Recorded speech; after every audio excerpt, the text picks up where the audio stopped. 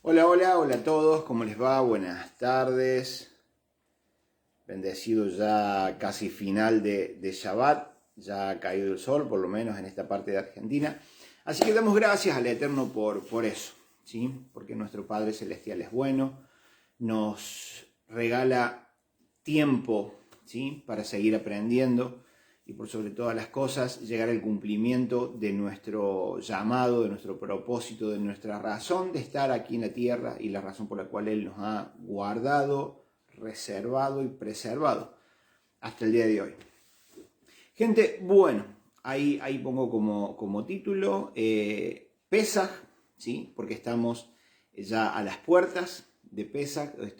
Ustedes saben que hablábamos el video anterior de que teníamos que contar 14 días, ¿sí? A partir de la luna nueva, ¿sí? Ya entrada la primavera allí en Medio Oriente. Sabemos que la primavera comenzó en Medio Oriente, ¿no? La primavera comenzó, o en Israel precisamente, comenzó el 20 de mayo, ¿sí? El 20 de mayo comenzó la primavera, pero recién hasta el 8 de abril fue que tuvimos la aparición de la luna nueva, ¿sí?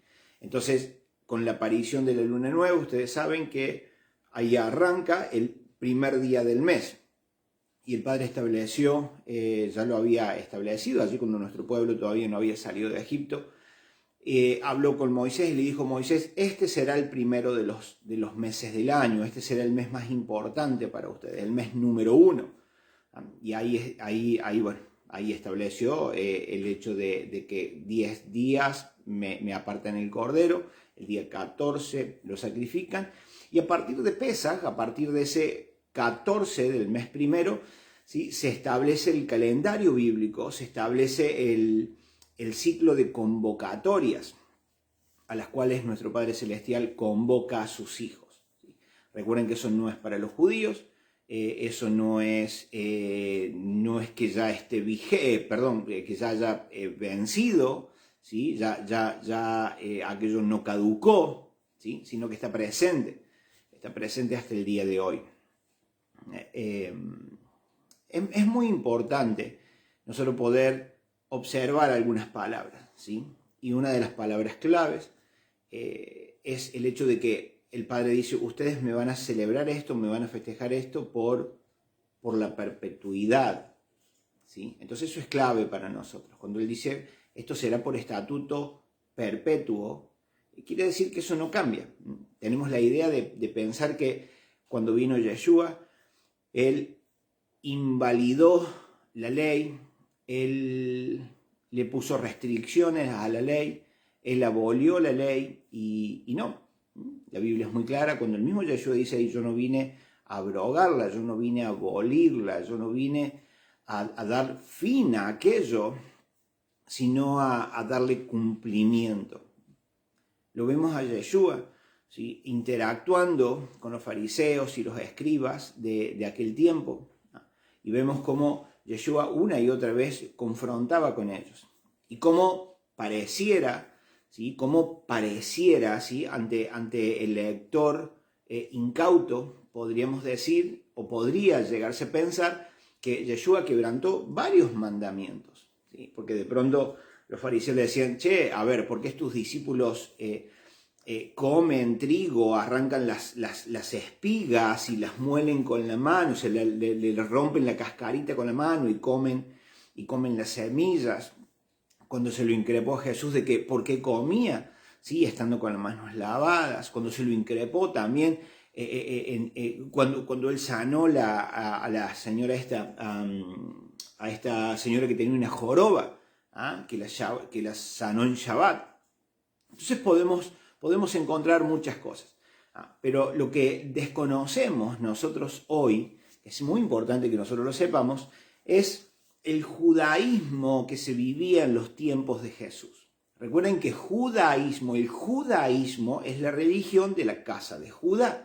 El judaísmo es la religión de los judíos, ¿sí? ¿Quiénes son los judíos hoy? Tenemos dos opciones, ¿sí? Y las dos son válidas. Nosotros podemos decir que los judíos son todos y cada uno de los descendientes de la tribu de Judá, ¿sí? Recuerden que Judá fue uno de los hijos de Israel, fue uno de los hijos de Jacob. ¿Jacob? Sí, señor, Jacob. Entonces, Jacob tuvo un hijo, ¿sí? Que le puso por nombre Judá, y sus descendientes fueron los judíos.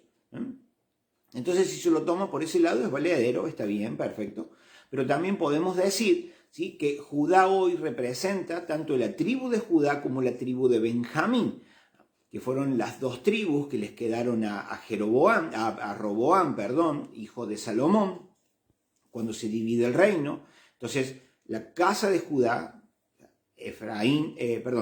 Judá y Benjamín son llevados cautivos a Babilonia, ¿sí? Y cuando regresan de Babilonia eran muchísimos, ¿sí? Los descendientes de Judá, y Benjamín era menor en número, ¿sí? Pero cuando regresan a todos ellos, ¿sí? Bajo el cuidado, supongamos, de Judá, entonces se los denominó a todos judíos. Entonces, bueno, se podría decir que judíos hoy podrían ser los descendientes de Judá, pero también la casa de Judá, compuesta por la tribu de Judá y de Benjamín, ellos serían los judíos. Entonces, ellos son los judíos que estaban en su lugar, en su tierra, cuando Yeshua viene. Cuando Yeshua vino, ¿sí? vino a ellos. Y ellos, para el tiempo de Yeshua, ¿sí? tenían su religión. Tenían su religión, que era el judaísmo. Pero para ese entonces, ya para los tiempos de Yeshua, ¿sí? podemos encontrar esas discrepancias que había.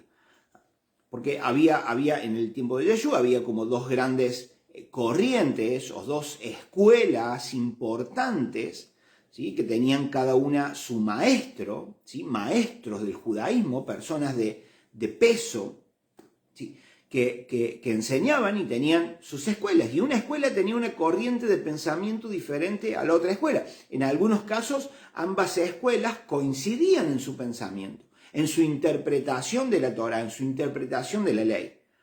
Pero en otros casos no.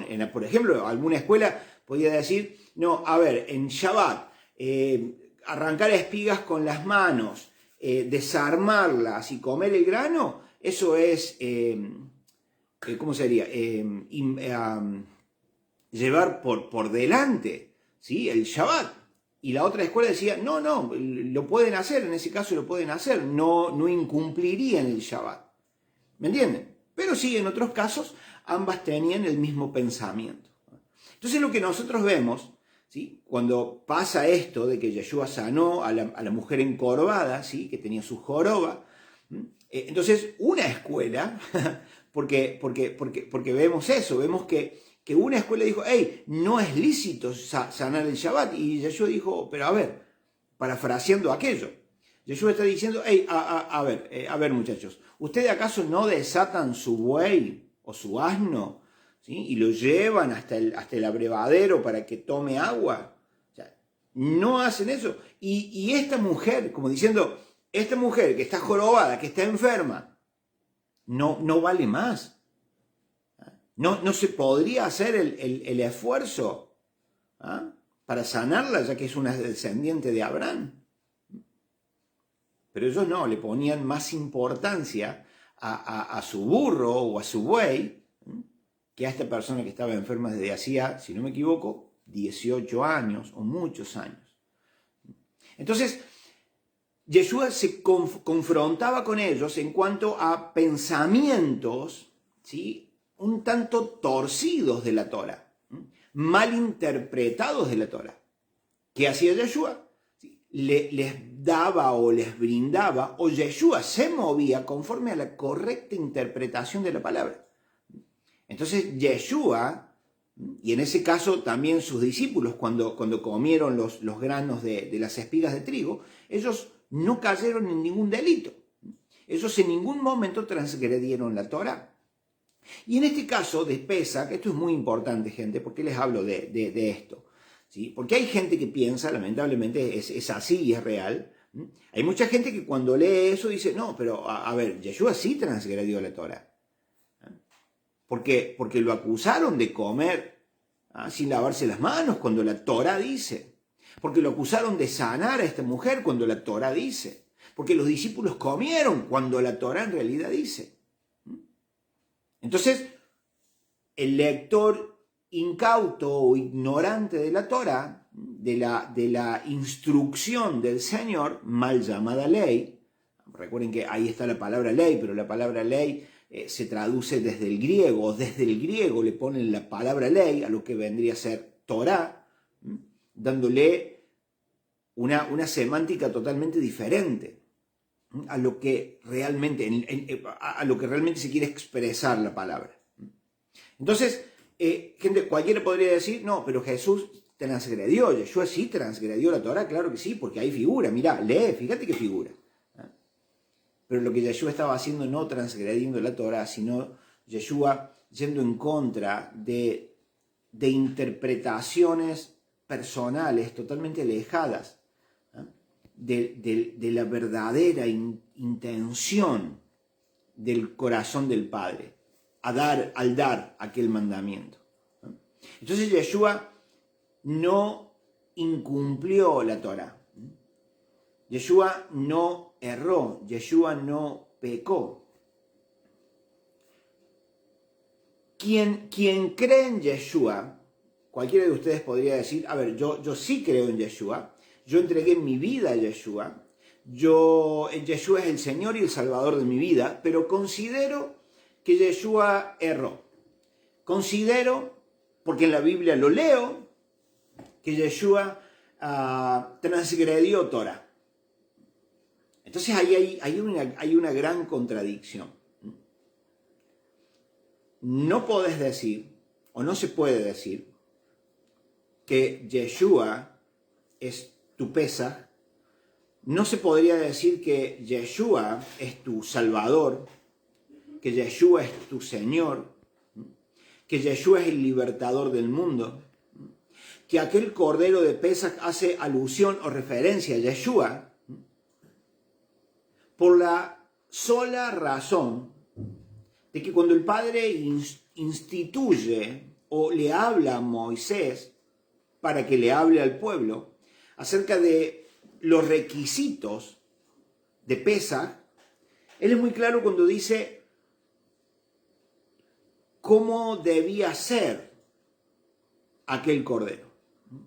Debía ser de 1 año y no debía tener defecto alguno. No debía, escuchen esto, no debía tener defecto alguno. Miren la importancia que cuando leemos, ¿sí? Por ejemplo, miren acá, en Levítico 23,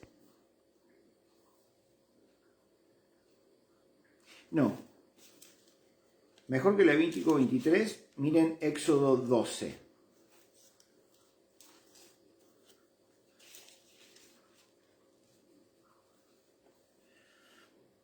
Miren, Éxodo 12.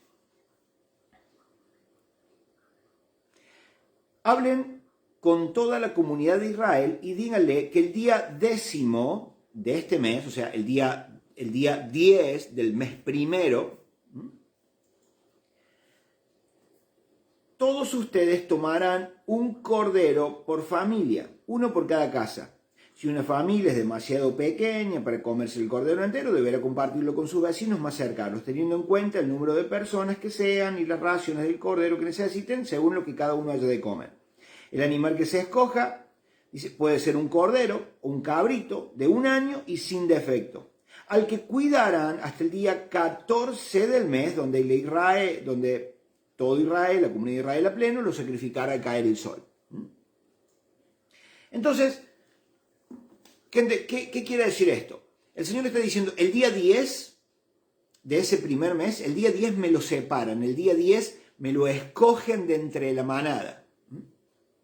Macho, sin defecto alguno, lo mejor de lo mejor, el día 10 me lo separan. Y del día 10 hasta el día 14, cuando dice ahí, me lo cuidarás, lo cuidarán, en realidad ese cuidado tiene que ver con una examinación. Era examinado, el animal era elegido supongamos, de tu majada de corderos, ¿sí? Había 4, por así decirlo. 4 que cumplían con los requisitos. Entonces separabas esos 4. Y miren ahora, déjenme hacer un pequeño paréntesis, porque dije 4 y me acordé de algo.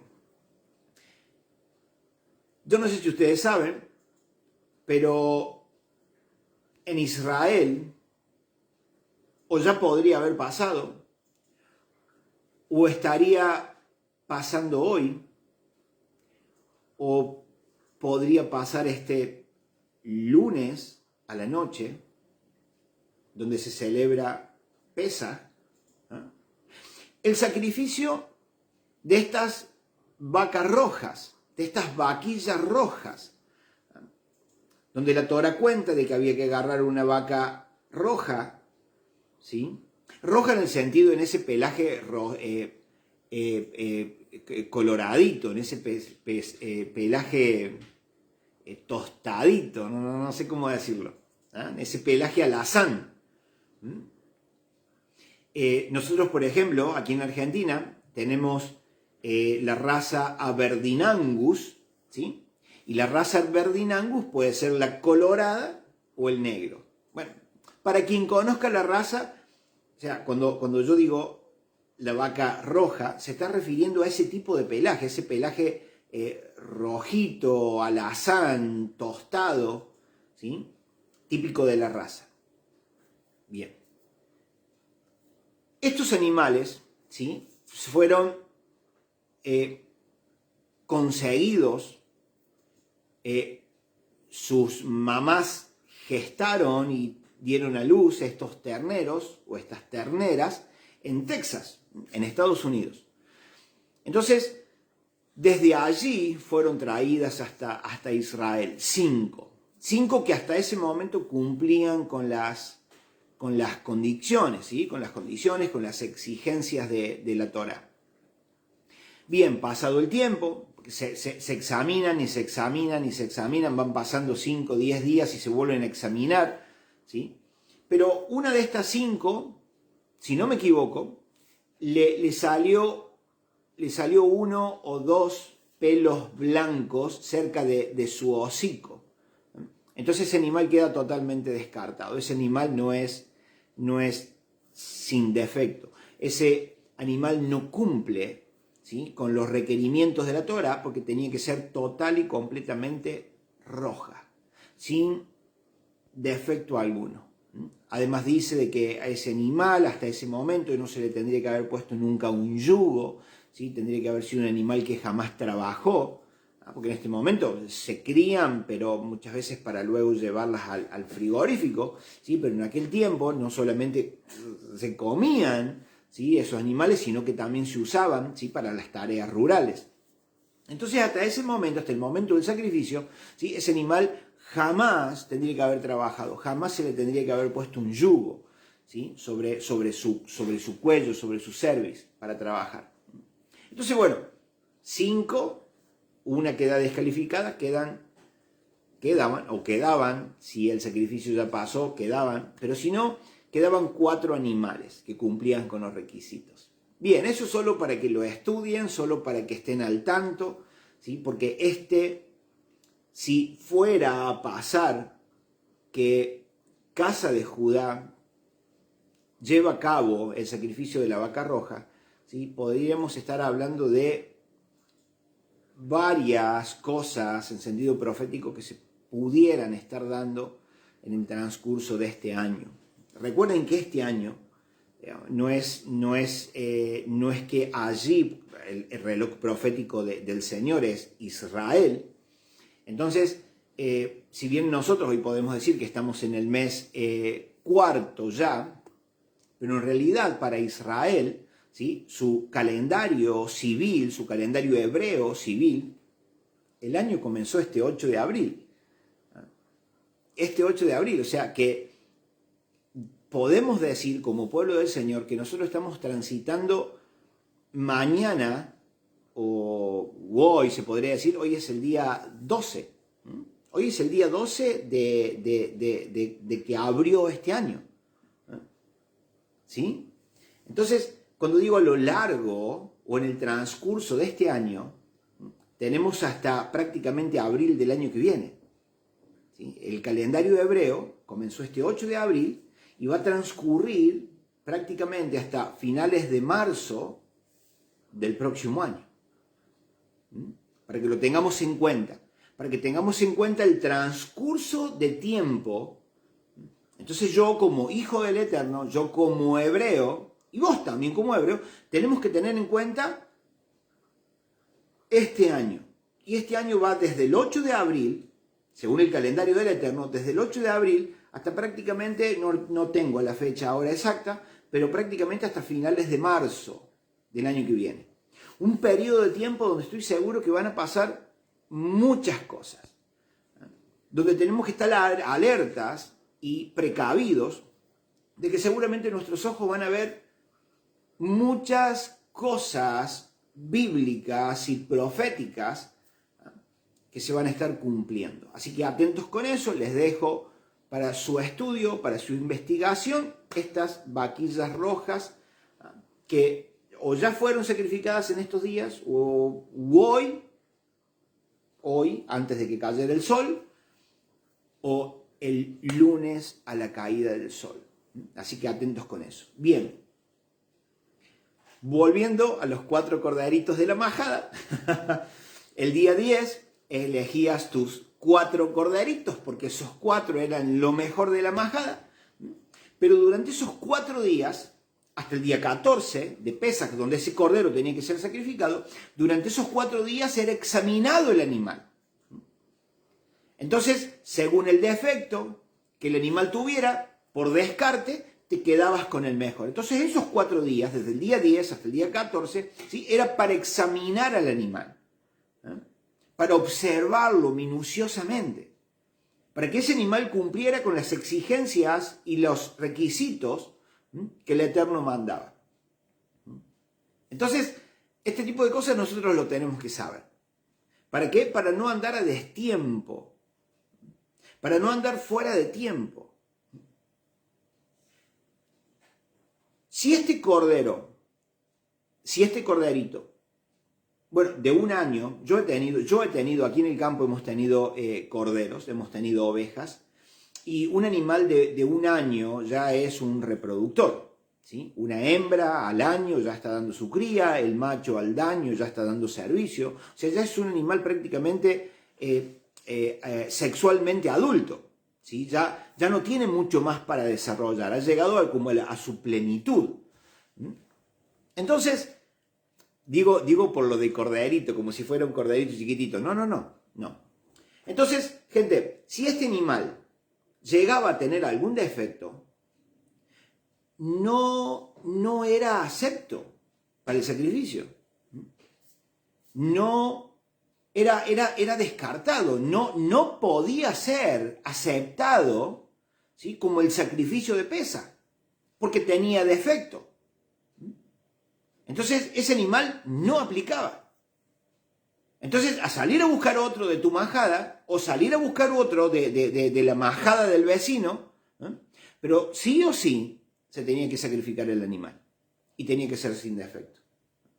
Recuerden que hemos hablado, cuando hablamos videos atrás, acerca de la proyección profética de Pesaj, ¿sí?, qué es lo que aquello que nuestro pueblo estaba celebrando en Egipto, ¿a qué apuntaba? ¿Qué nos quería decir? ¿Qué nos estaba contando el Eterno?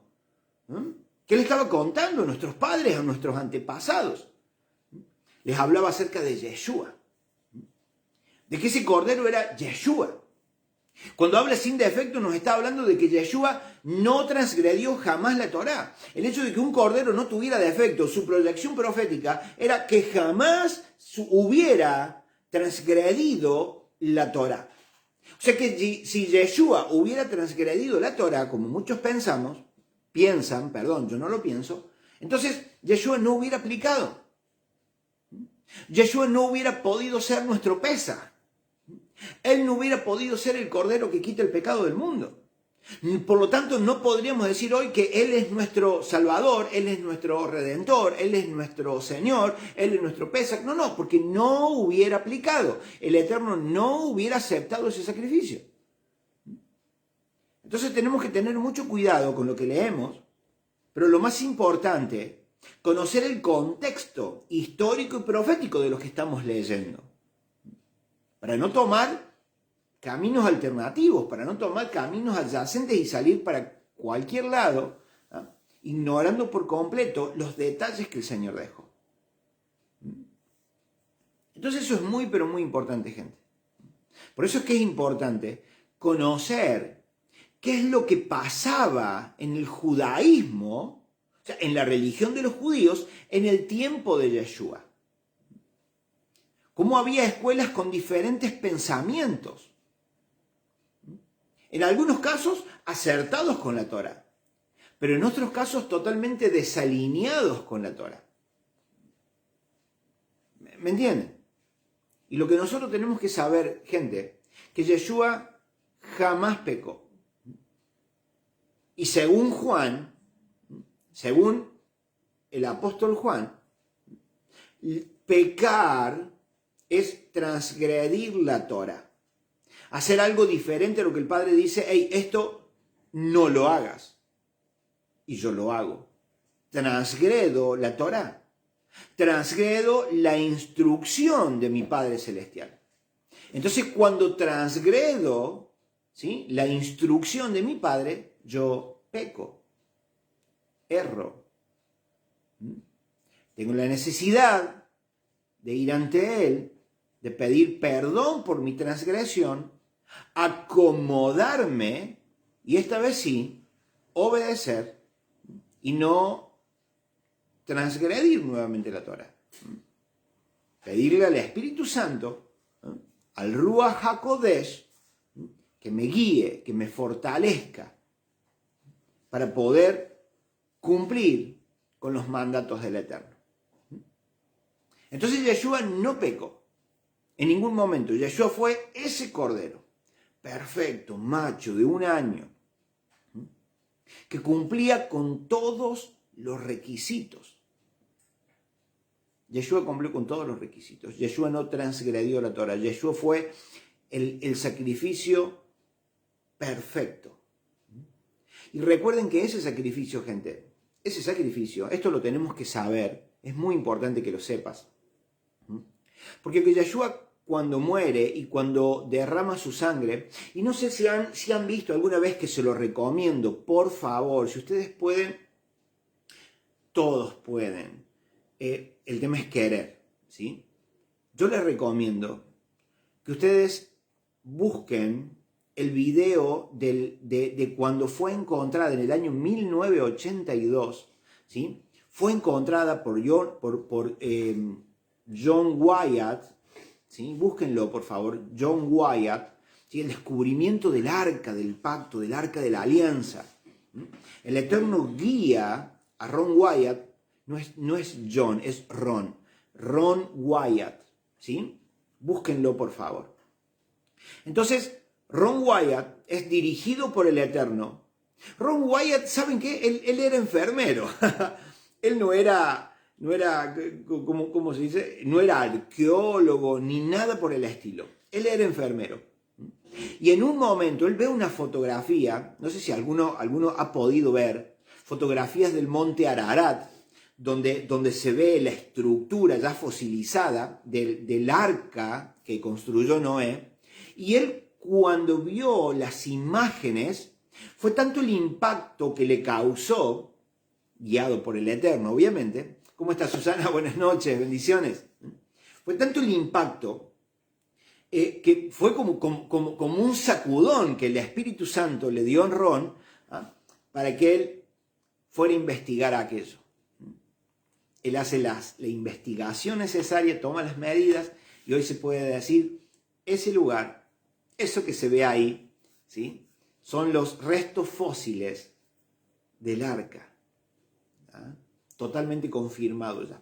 Este mismo Ron Wyatt, en el año 1982, descubre, llega, sus ojos pueden ver el arca. Esa información lamentablemente ha sido desestimada y un montón de cosas, escondida, callada. Esa información no trascendió.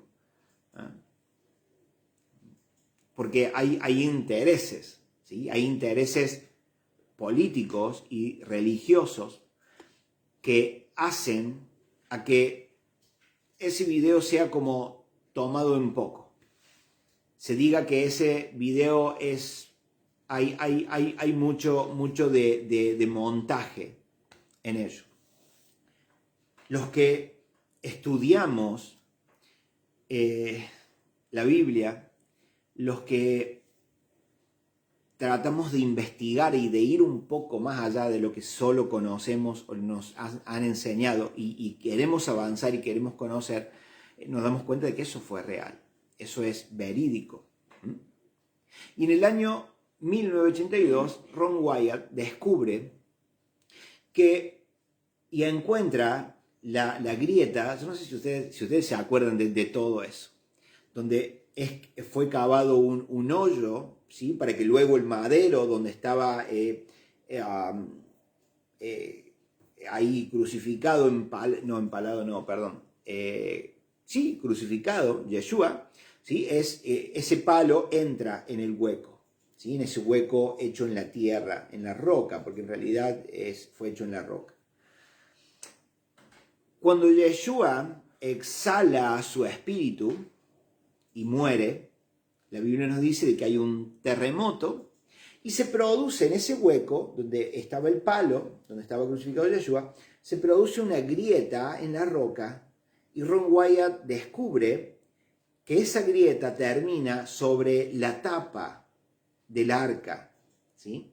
Donde una vez al año en Yom Kippur el sumo sacerdote, ¿sí?, entraba en el lugar santísimo y derramaba la sangre del cordero. Recuerden que para ese tiempo eran 2 corderos o 2 machos cabríos, uno era para Azazel y era soltado y liberado en el desierto, y otro era sacrificado, ¿sí? Y su sangre debía ser derramada, ¿sí?, sobre un lado específico. No me acuerdo ahora si era sobre el lado izquierdo o el lado derecho. La Biblia da precisión de eso.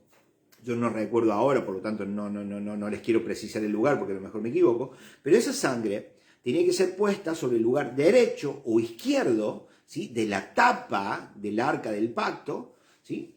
Y entonces el Eterno aceptaba ese sacrificio y perdonaba a su pueblo, o extendía o prorrogaba su misericordia por un año más, o sea, hasta el próximo Yom Kippur. Bien, Ron Wyatt descubre que esa grieta, cuando el lugar tembló, cuando Yeshua entrega su espíritu, esa grieta termina sobre la tapa y encuentra en la tapa algo seco que parecía sangre, dice él, y realmente lo fue, y eso es raspado y es analizado, y él mismo, en palabras de él, cuando lo lleva al laboratorio, y estos bioquímicos se sorprenden y le dicen: Ron, a ver, esta sangre está viva. ¿Esta sangre de quién es? Y palabras textuales de Ron, él dice: esta sangre es de vuestro Mesías. ¡Wow! ¡Qué maravilloso! Bueno, al margen de eso. Y los invito, por favor, busquen ese video. Está ese video, no ha sido sacado, no ha sido... ¿Ese es el video, sí, no? Sí. Ahí está, miren, ahí mi esposa acaba de poner el enlace. Por favor, vayan y busquen. Y esto le podemos asegurar, gente. Esto se puede asegurar. Tal vez lo analices y tal vez lo hagas ver con alguien el video y te digan: sí, puede ser, no sé, puede haber montaje. Gente, a ver, los que estudiamos Torah, los que por ahí nos preocupamos un poquito, aunque sea para conocer y entender e indagar y profundizar, ¿eh?, podemos ver que en este video se cumple, este video cumple lo que Ron Wyatt te está mostrando, cumple al pie de la letra con las exigencias y los requisitos del Eterno en su instrucción. Entonces, cuando Yeshua muere, Cuando Yeshua muere o su sangre, gente, su sangre es el pago de la deuda. ¿Y cuál es la deuda? A ver, no es lo que hiciste vos. A ver, esto es importantísimo, gente, que lo tengamos en cuenta. Jesús murió por mí. ¿Cómo decirlo para que no se malentienda? Jesús murió por mí, por Mauri, por las cosas que Mauri pudo haber hecho en su corta o larga vida. Específica y exclusivamente Yeshua murió por Mauri. No. Se nos enseñó así y tendemos a pensar eso. Yeshua no murió por mi esposa, por los pecados de mi esposa, por mis pecados, por los pecados de mis hijos. No. Yeshua vino a pagar una deuda y esa deuda requería sangre. La sangre del culpable. ¿Sí? Escuchen esto. Esa deuda requería o demandaba la sangre del culpable. Bien, ¿cuál es el contexto de eso? Conozcamos esto, por favor, esto es muy importante. El contexto es que el Señor saca a nuestro pueblo de Egipto. Nuestro pueblo está en el monte Sinaí. El Eterno habla primero con el pueblo, o habla con Moisés como intermediario entre el Eterno y el pueblo, y le dice, a ver, dile a mi pueblo que quiero hacer un pacto con ustedes. Voy a hacer un pacto. En este pacto yo seré vuestro Dios. No tendrán otro Dios después de mí.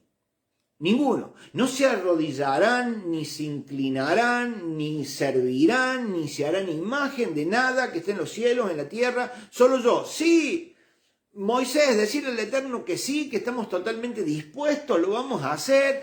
Él es nuestro Elohim. Sí, Señor. Moisés, vamos para adelante. Entonces Moisés sube a la cumbre del monte Sinaí. El Eterno le entrega las 2 tablas, ¿sí? Con la Torá. Pero llega un momento que el Eterno le dice, Moisés, baja porque este pueblo se pervirtió.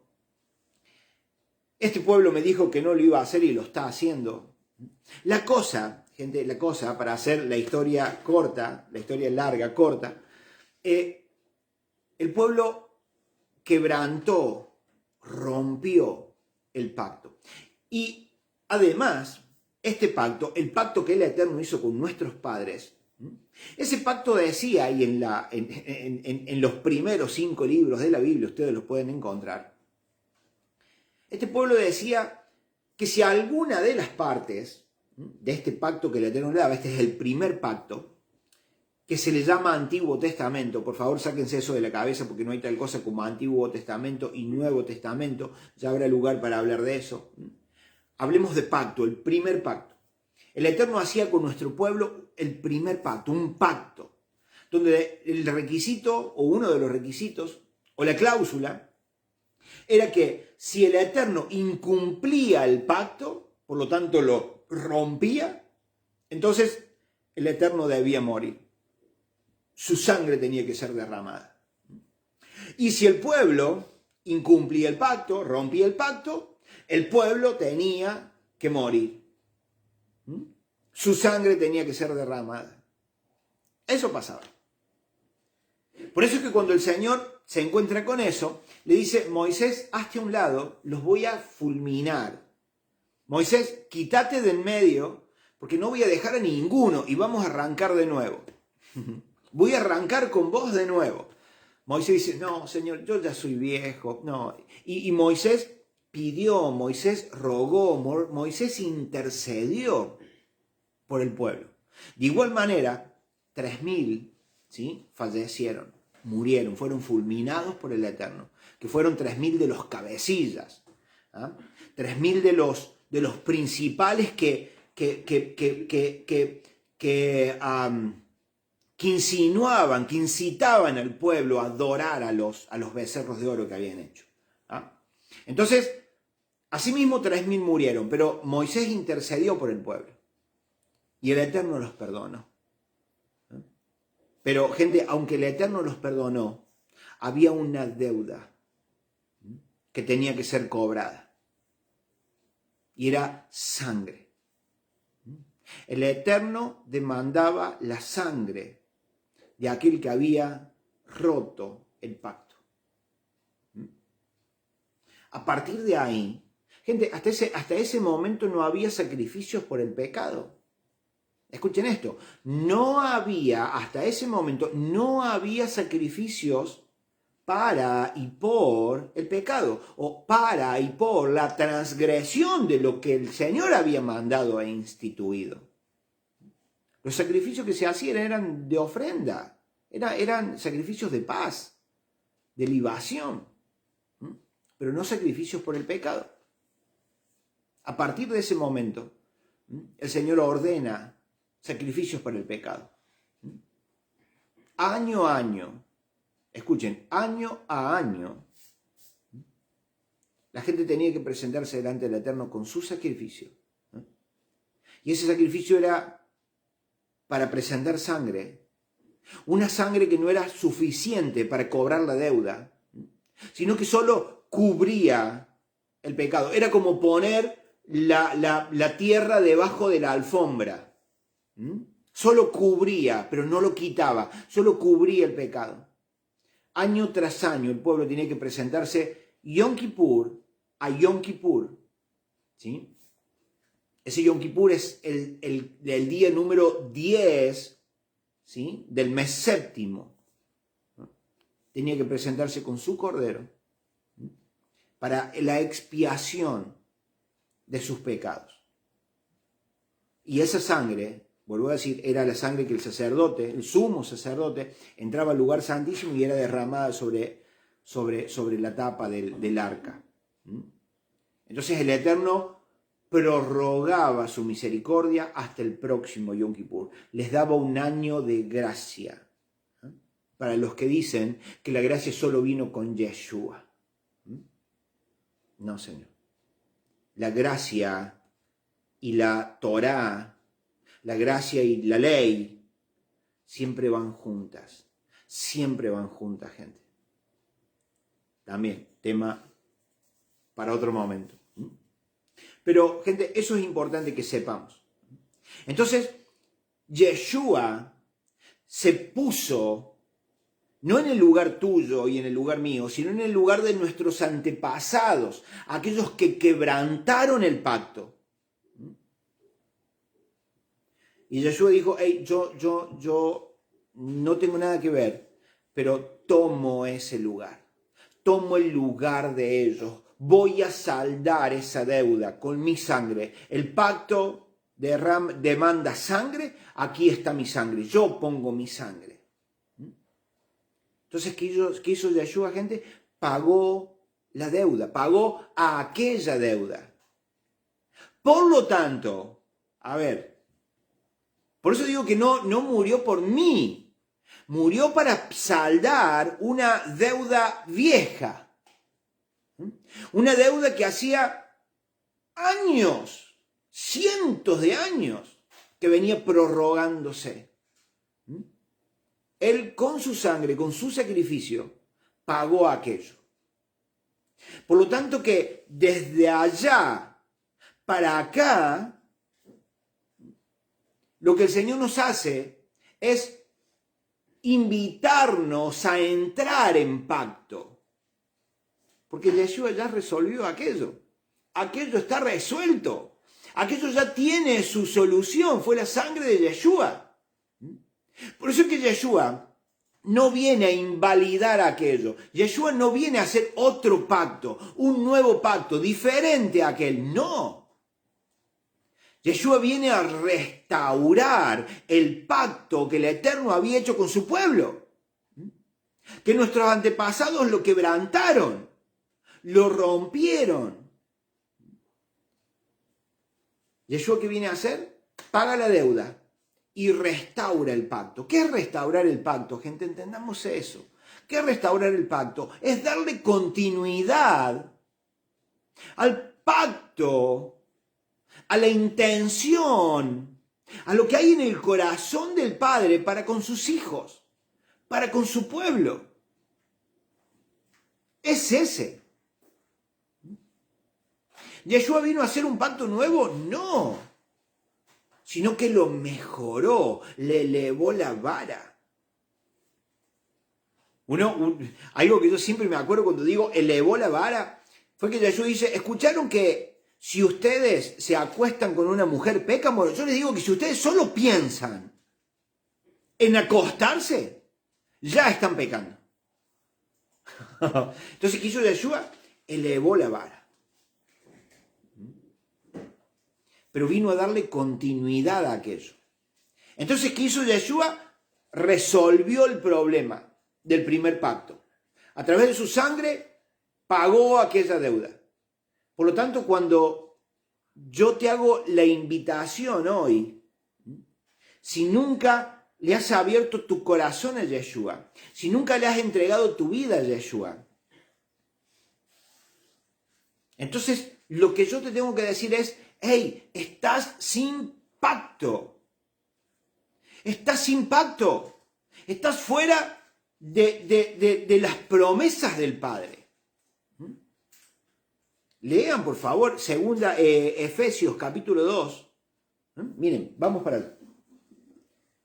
Efesios capítulo 2, del versículo 11 en adelante. Miren lo que se dice de las personas que aún no le han entregado su vida a Yeshua. Por lo tanto, recuerden ustedes, los gentiles de nacimiento, los que son llamados incircuncisos por aquellos que se llaman de la circuncisión, la cual se hace en el cuerpo, por mano humana, recuerden que en ese entonces ustedes estaban separados de Cristo, excluidos de la ciudadanía de Israel y ajenos a los pactos de la promesa, sin esperanza y sin Dios en el mundo.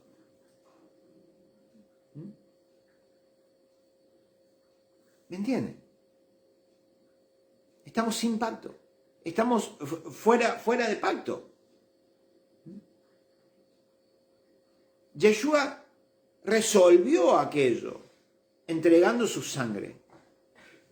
A través de su sacrificio, su sangre fue derramada, corrió por esa grieta que se hizo en la roca, cayó sobre la parte derecha o izquierda, no recuerdo ahora, de la tapa del arca. Su sangre perfecta, porque Él era perfecto, no había jamás roto o transgredido la Torah. El Padre acepta aquel sacrificio, el Padre se cobra aquella deuda y por lo tanto el pacto vuelve a estar en pie.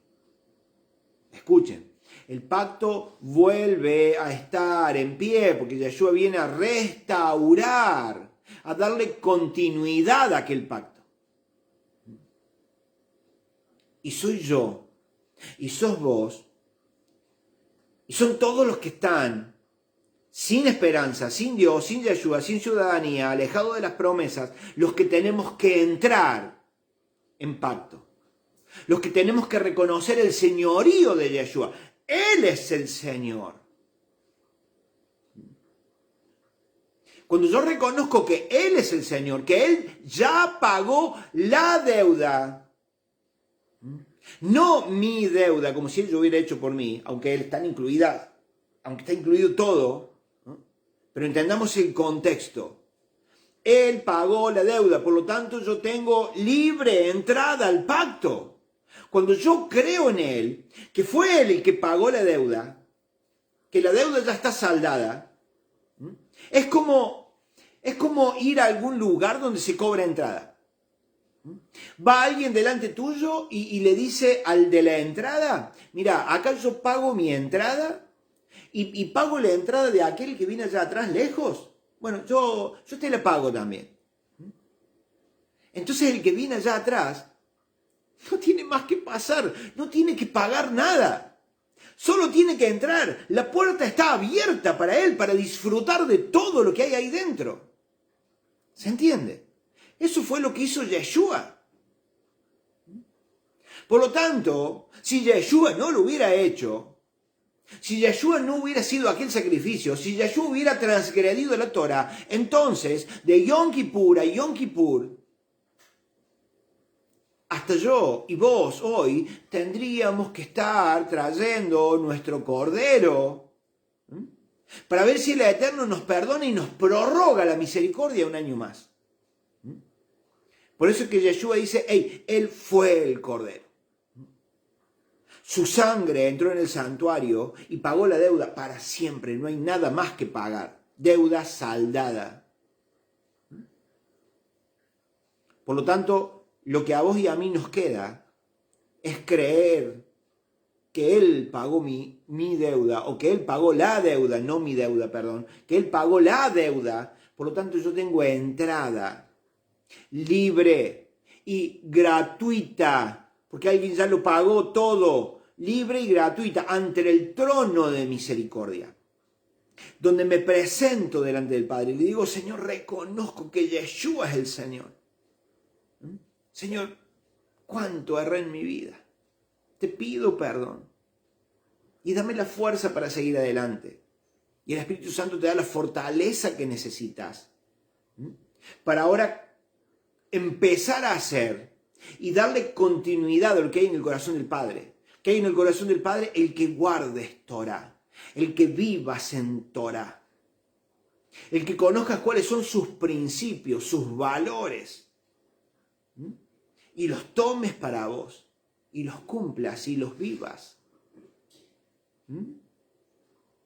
Miren si no es importante Pesaj, gente, pero con el entendimiento correcto de aquello, de conocer el contexto.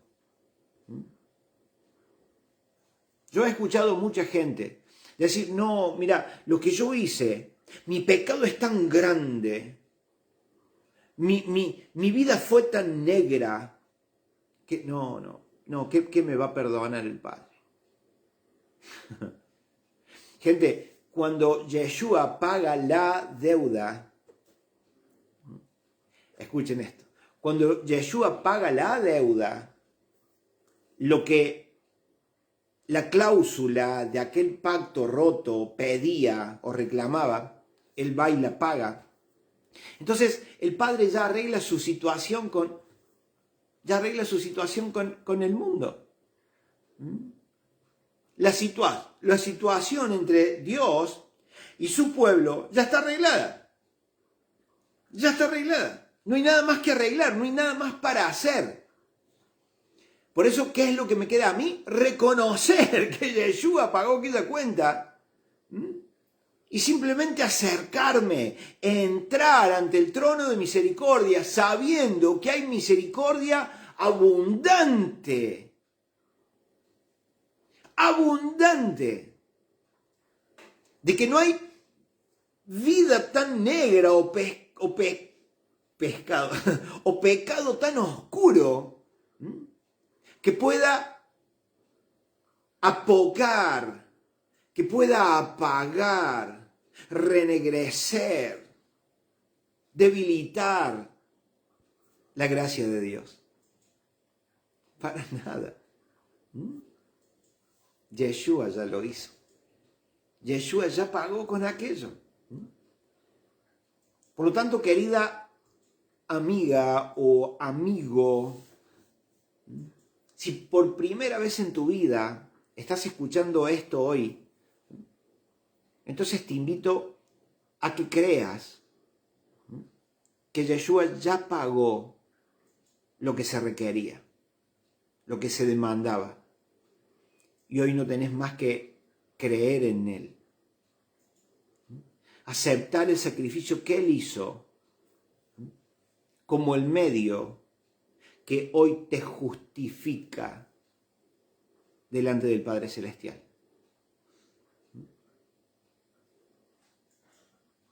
Cuando aceptas a Yeshua, la justificación del Padre viene sobre tu vida. Y Él te ve justo. Yeshua te hace justo cuando crees en Él. Por lo tanto, el Padre te ve limpio, resplandeciente, impecable, como si jamás en tu vida hubieras errado. Porque sus méritos traen la justificación del Padre a tu vida. No tenés más que aceptar que Yeshua es el Señor y por lo tanto tu Señor, y que ahora en más vamos a hacer lo que el Señor dice, el Señor manda. ¿Costará? Seguro que sí. Seguro que sí. Pero hay gracia de sobra. Y por sobre todas las cosas tenemos al Espíritu Santo que nos guiará en el camino, que nos fortalecerá en el camino, que nos instruirá en el camino, que nos hará ver y saber cuando erramos en el camino. Y tiene los medios suficientes para traernos de regreso al camino. Por lo tanto, gente, el Padre no tiene más nada para hacer. Ahora solo depende de vos y de mí. Que erramos.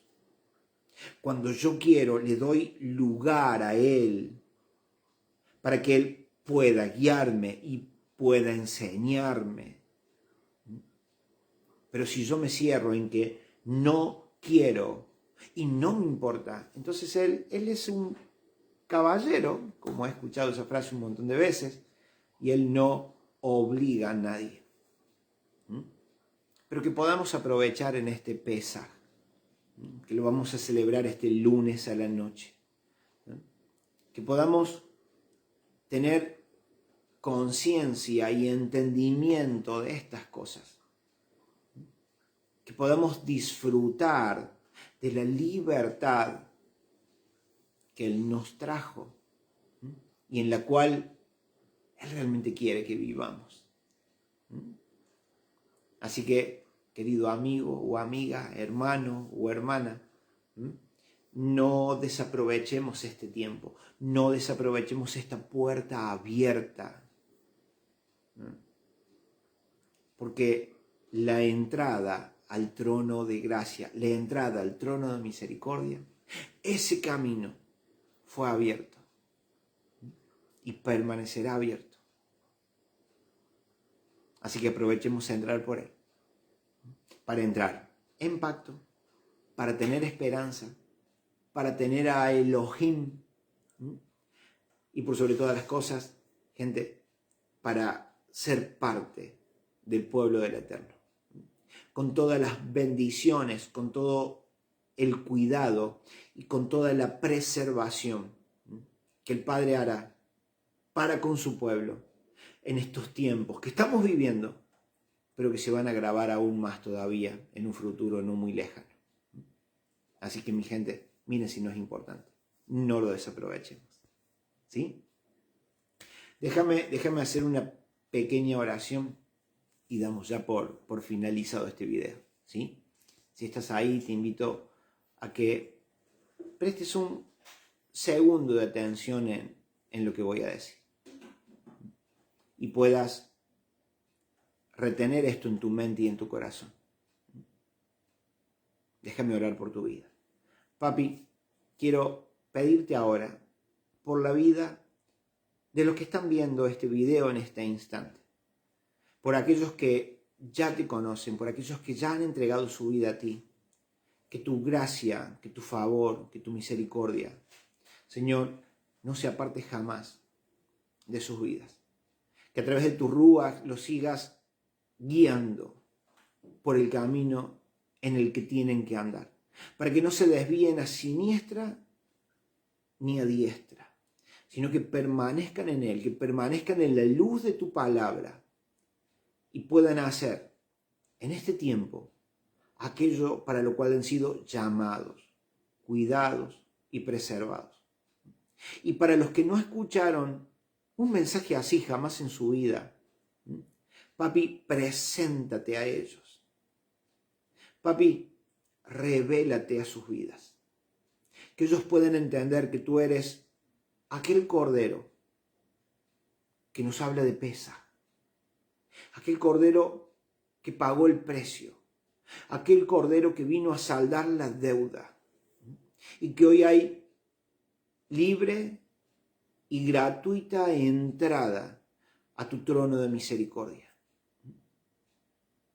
Que ellos te puedan decir en este día: creo en ti, creo en que tú eres el Hijo de Dios, aquel Cordero que fue inmolado aún antes de la fundación del mundo. Justifícame, Padre, en tu gracia y hazme uno de tus servidores, uno de tus hijos, parte de tu reino, parte de tu pueblo.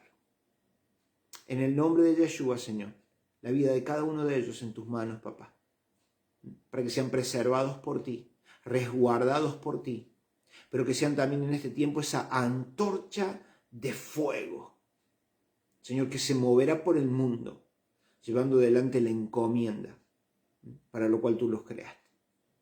Gracias te doy, eterno Dios, en el nombre bendito, poderoso y majestuoso de nuestro Adón Yeshua. Amén y amén. Gente querida, un abrazo gigante. El Eterno me los bendiga en gran manera. No se olviden entonces, lunes a la caída del sol, hasta el martes, en el momento en que el sol se esté ocultando, ese periodo de tiempo es Pesaj. Es un periodo de tiempo, es una puerta abierta, un portal dimensional, donde el cielo se tocará sobre la tierra, donde será un tiempo poderoso, para que puedas hablar, para que puedas extender lo que hay en el corazón del Padre para mucho pueblo, y que tú seas una boca anunciadora, que tu boca sea la boca que anuncia que se puede entrar en pacto, que el Eterno ya pagó la deuda y que tenés libre entrada al trono de misericordia. Sé un vocero del plan y del propósito del Padre. ¿Sí? Bien, gente, si no nos vemos antes, nos encontramos el próximo sábado a las 7 horas de Argentina, y alguna noticia, alguna novedad que surja en el entremedio, entonces seguramente podremos estar haciendo algún vivo, ¿sí? Entre semana. Así que, gente, nos vemos entonces la próxima. El Eterno me los bendiga en gran manera. Adiós. Chao. Shalom. Chao.